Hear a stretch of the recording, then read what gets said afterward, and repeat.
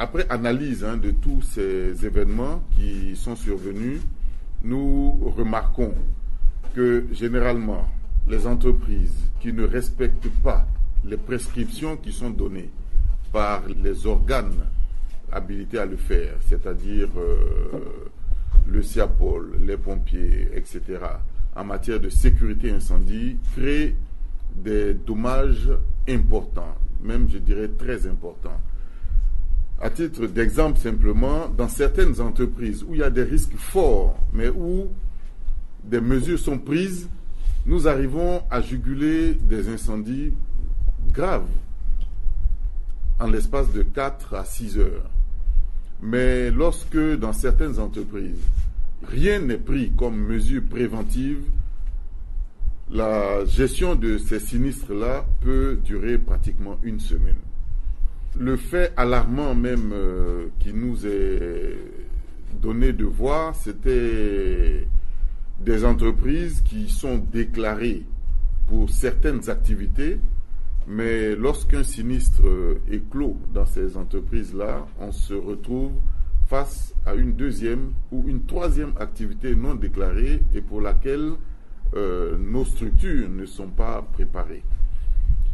Malheureusement aussi, il existe dans certaines zones industrielles ou hors même des zones industrielles des structures dont on ne connaît ni l'exploitant, dont on ne connaît pas l'activité, dont on n'a aucun contact des responsables. Et lorsqu'un sinistre éclot, c'est le mutisme total. Donc, difficulté d'intervention, mise en situation difficile pour nos personnels et aussi pour nos matériels.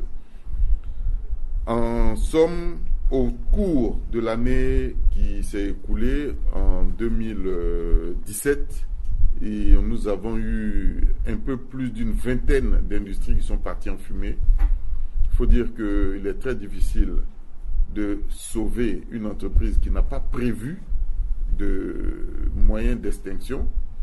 Donc, généralement, quand ça arrive, c'est vraiment toute l'activité industrielle qui part en fumée. Pour cela, nous avons souhaité la mise en place d'une plateforme de travail entre les industriels et les acteurs de la sécurité que nous sommes. Nous avons souhaité aussi renforcer les capacités juridiques du ministère de l'Intérieur qui a le pouvoir de sécurité civile en Côte d'Ivoire et inviter les structures de l'État à accroître la capacité en eau dans les zones industrielles.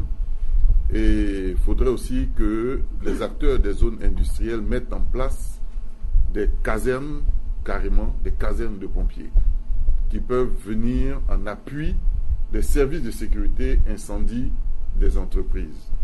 En fin de compte, il faudrait que, comme ça se fait dans la zone pétrolière de Vridi, qu'il y ait une plateforme de collaboration entre toutes les entreprises d'un même site pour pouvoir obtenir un appui mutuel en cas de sinistre. Ça a donné ses preuves dans la zone Avridi où est située Gestosi, la CIR et d'autres entreprises qui arrivent à s'appuyer lorsque des sinistres arrivent.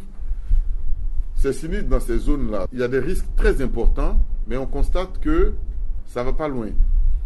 Nous avons eu à traiter des incendies à la cire, des incendies de chaudière, mais c'est traité en l'espace de 3-4 heures. Mais un simple entrepôt dont on ne connaît même pas la destination, dont on ne connaît pas l'activité, mais parfois pour les traiter, il nous faut pratiquement 5 à 6 jours. Donc nous avons invité vraiment tous les industriels à prendre attache avec les pompiers. Nous sommes ouverts au conseil. Nous pouvons conseiller les entreprises à se mettre aux normes.